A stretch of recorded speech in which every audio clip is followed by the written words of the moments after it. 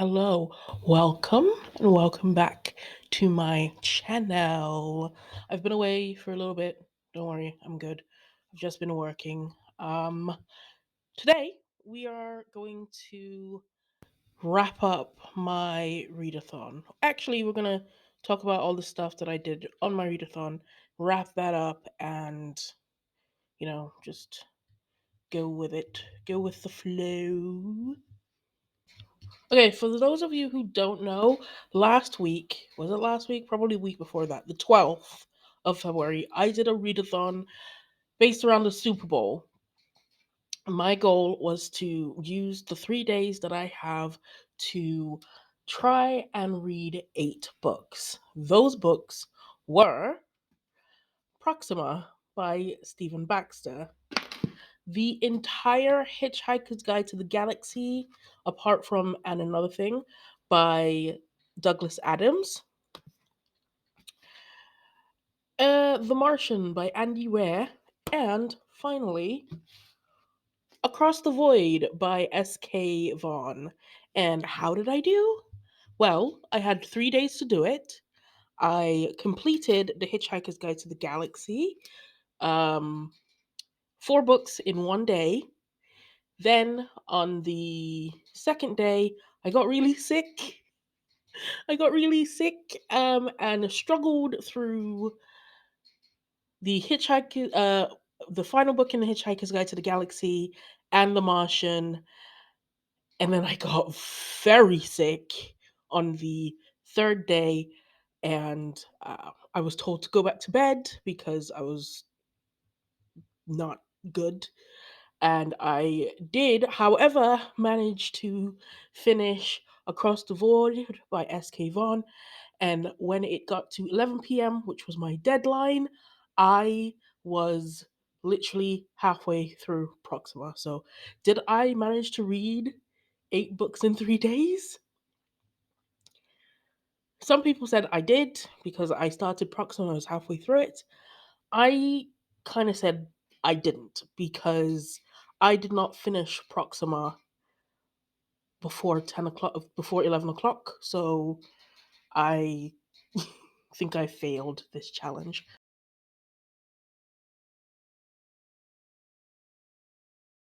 So let's quickly run through these books. I'll give you a little synopsis of what they're about, my rating, and what I thought. First up is The Hitchhiker's Guide to the Galaxy by Douglas Adams. This is the first book in the Hitchhikers series. I gave this book a 5 star. It is all about a man named Arthur Dent whose world literally collapses, is literally blown up when an extraterrestrial armada comes to blow up the Earth to install a hyperspace highway.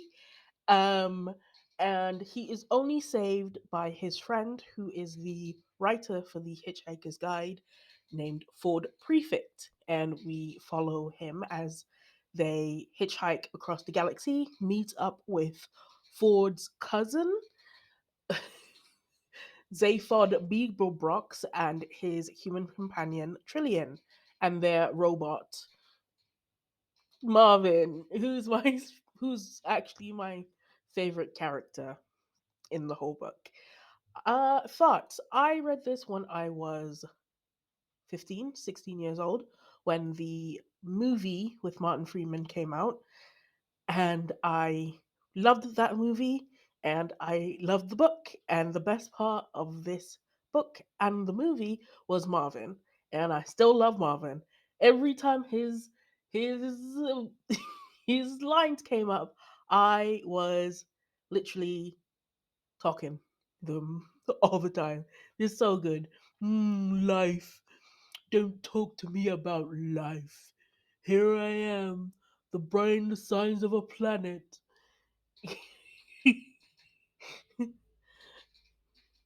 What do you do with a manically depressed robot? Oh, what do you do if you are a manically depressed robot? It's just great. There's a reason why this is a classic. Next is The Restaurant at the End of the Universe. I actually read half of this in 2012 and thought that I didn't finish it.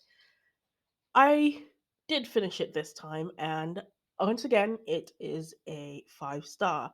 This is all about Zaphod Beeblebrox as he is trying to find the he's trying to find the creator of the universe, and they are trying to get a go to the restaurant at the end of the universe to eat.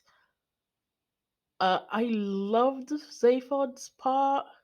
It was very good. There are some great funny moments in this book. I there's a lot of it's just funny. It's fun. I wish they managed to make a movie out of this book as well, but it was fun. Loved it. Next, life, the universe, and everything. I gave this a 5 star. I This was the first book in the series that I had no experience with, so I was coming into this one blind. This is all about the group, apart from Zaphod, fight trying to stop a race of cricketers from the planet Cricket, and they are trying to help a guy named Smarty Blotfast. Smarty Blotfast. Yeah, Smarty Blotfast. I can't stop saying that name. Smarty Blotfast. To stop the cricketers from destroying the world. It was hilarious. I loved this book. Loved it. Next, thanks so long, and thanks for all the fish. This is the shortest book in the series. I gave this a 5 star for a different reason because this is a massive departure from the adventure that were the first 3 books. This one just follows Arthur Dent as he somehow finds his way home and meets a woman named Finchurch. And while he is trying to get his head around all of the magnificent and fantastical things that happened to him in the previous 3 books, he and Finchurch fall in love, and it's all about him trying to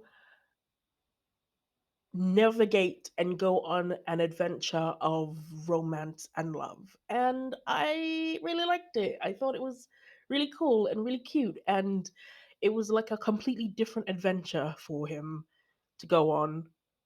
Loved it. And finally, Mostly Harmless. I gave this book a 3 star because it was a little bit disappointing. It was just okay. This is all about,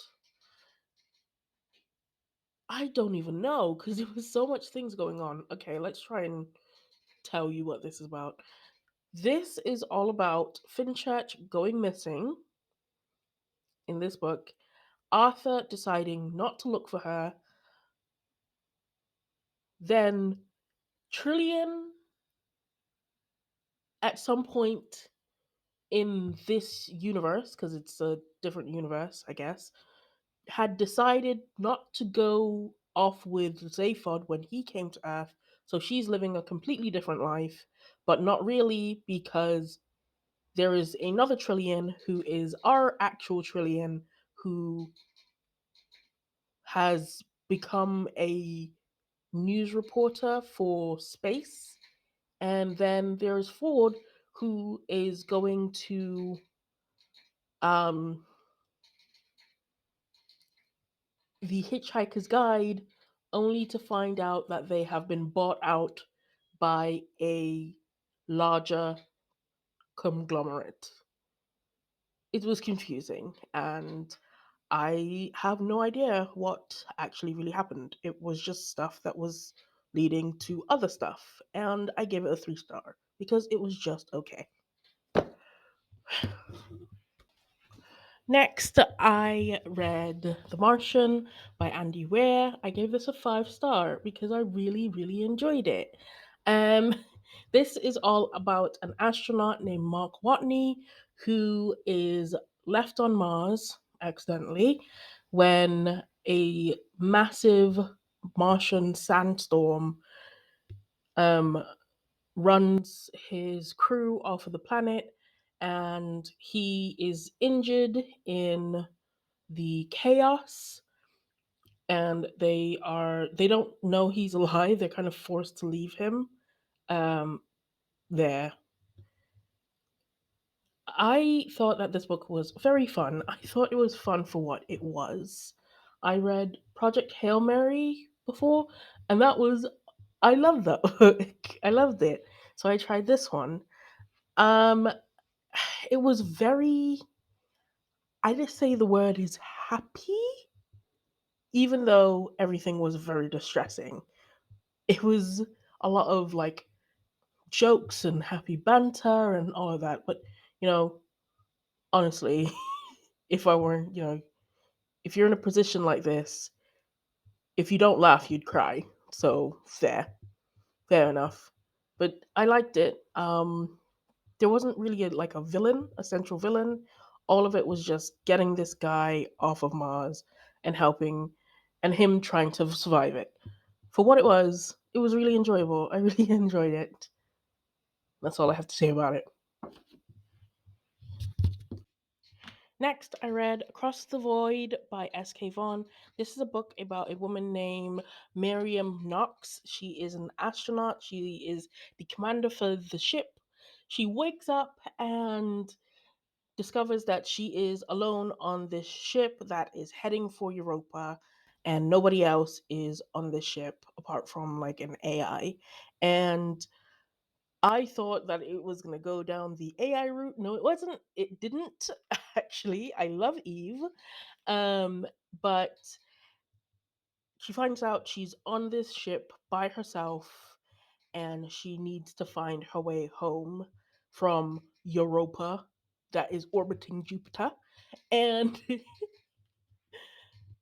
and on Earth, her ex-husband actually discovers that she is in trouble and he is trying to help her.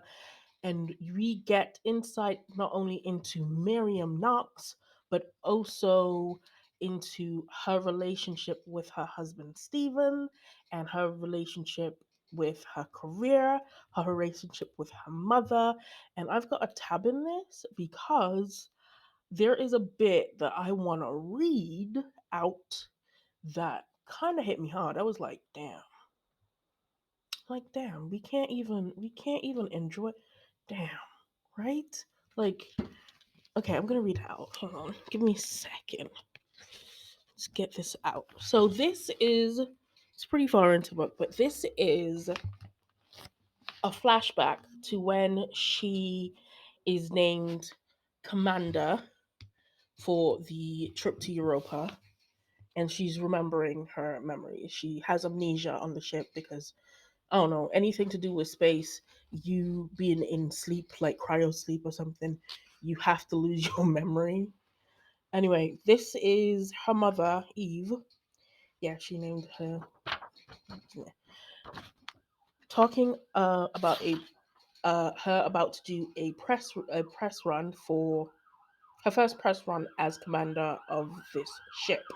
And remember, Miss Miriam Knox is a black lady who is commander, and she her mother is kind of coaching her. Her mother is a veteran. She was a veteran in the British Army, and she is coaching her on what to say and what like made me hit what hit. I was like, damn, damn, can't have nothing, can't have anything. Check out what she says. There's a few bits, but I'm not gonna read all of it. Just gonna read some of it. So, um, before, so it's here. It says, It wasn't that May was the first female astronaut or even the first black female commander of an important mission. She was not. But she was the first to receive such an appointment from Robert. So Robert is like this high up person in the military. Um, he's not part of the military, but he's like rich man, rich man. Okay.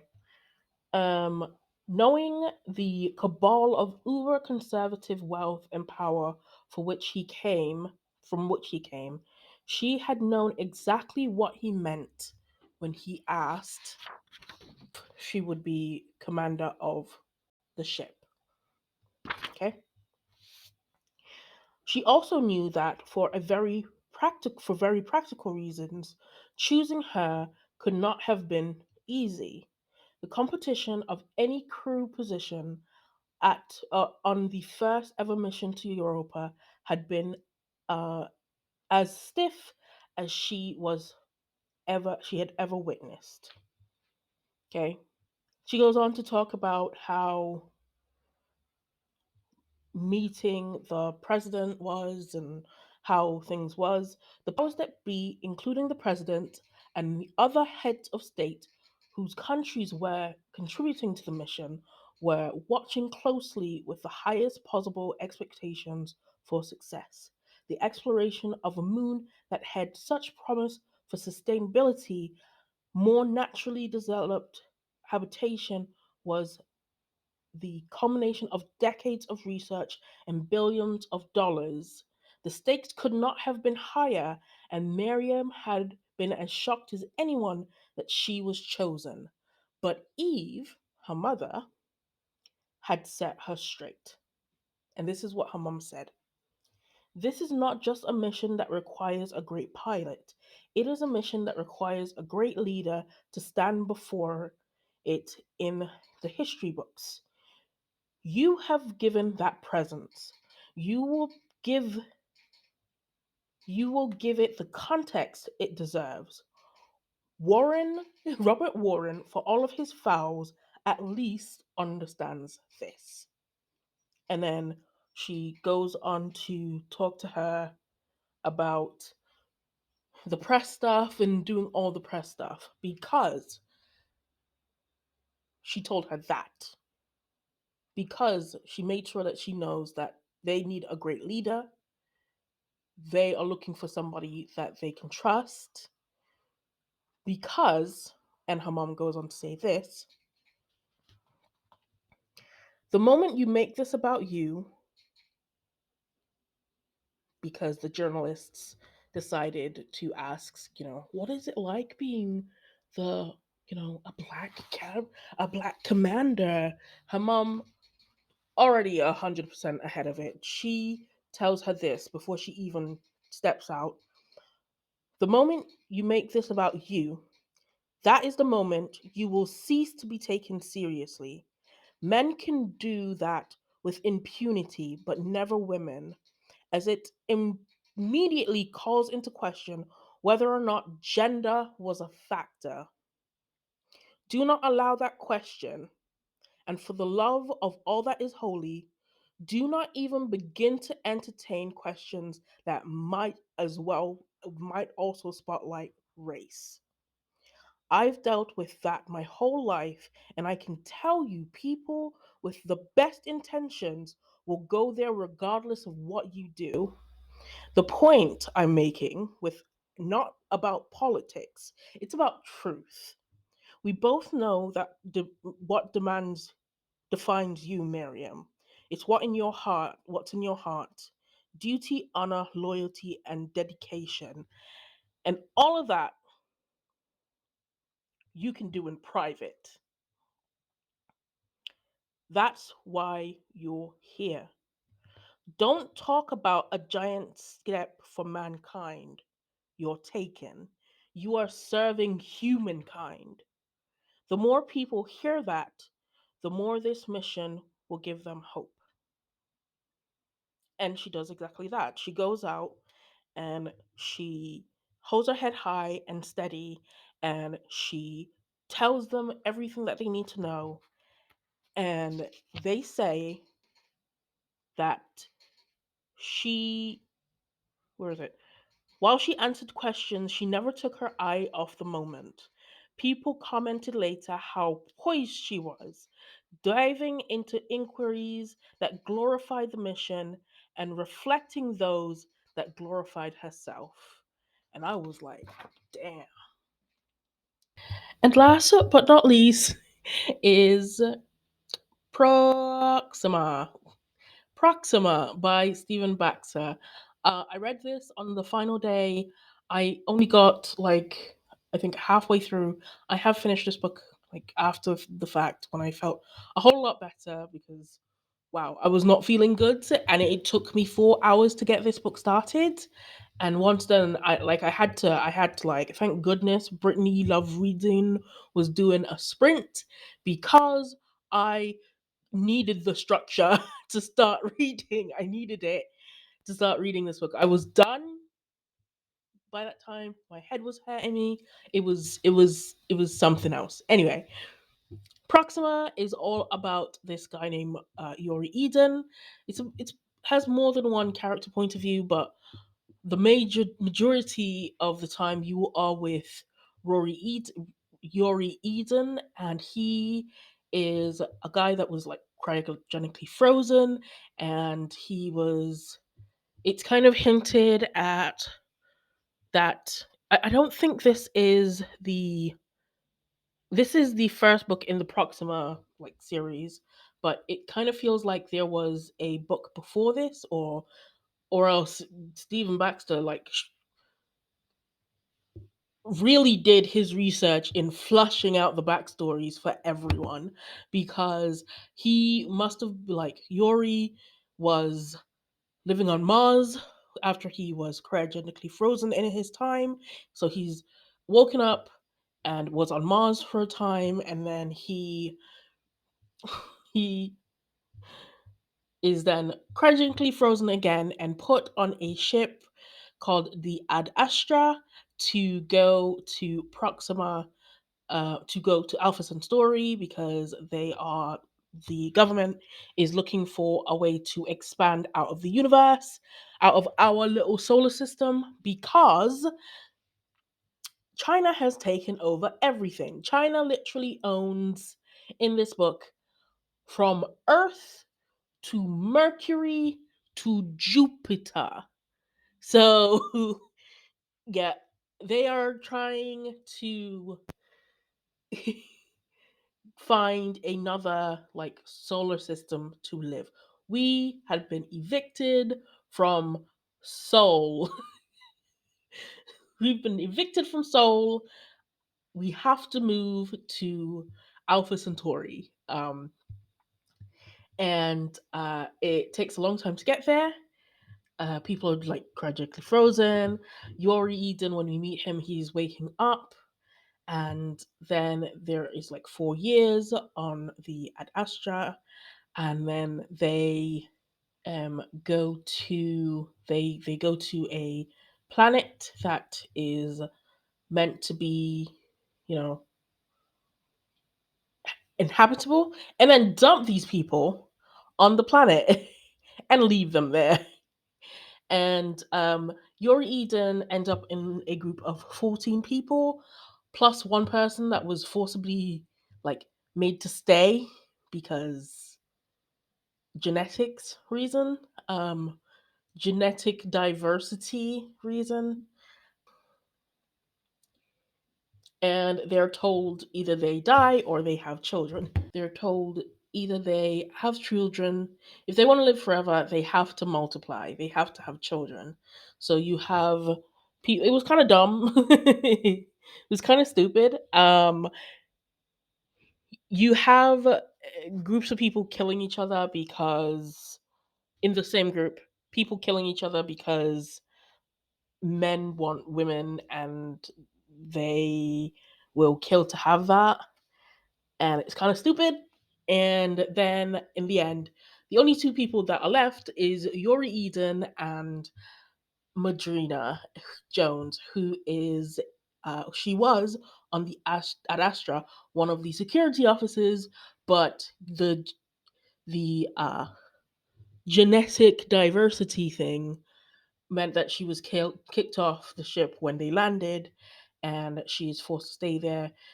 And yeah, they then the others killed themselves off, and it was just them two. They just chilled, and yeah, I found myself really enjoying the planet. Madrina calls it Per Adua, and the people, the Per Aduans, and that name actually sticks. So she names a whole planet, and I like that.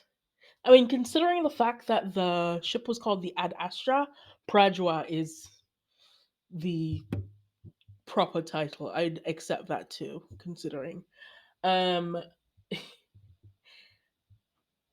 there's also a B plot in this book, and I'm not gonna lie to you, I could give less than two shits about that B plot. I'm sorry. I'm sorry. I'm sorry. I couldn't. It's all about them trying to find something on Mercury. They find something on Mercury, and it is apparently going to change the world forever. And yeah, actually, it does actually change the world forever. It does come into effect. I did gasp at the end when I found out what it was, but I'm not gonna lie to you. I could give two shits about that people on Mercury. I'm sorry. I'd rather be on Parajua. When Parajua, I gave this book a 3.5 because even though I liked it and enjoyed it, it was okay. Like I discounted like half of this book because I hated all that shit. I was not interested in the other parts, the Mercury parts. The like a big thing happened, and I was literally like, "Oh, okay." Something happened in that part of the book, and I was like, eh, all right, that happened. And then something happened when it was on the Pradua side, and I was like, oh my god, that's actually super cool. So I didn't care about the other side. Like, uh I wish this book was just Pradua. I don't know. It was good. 3.5. That's it for me.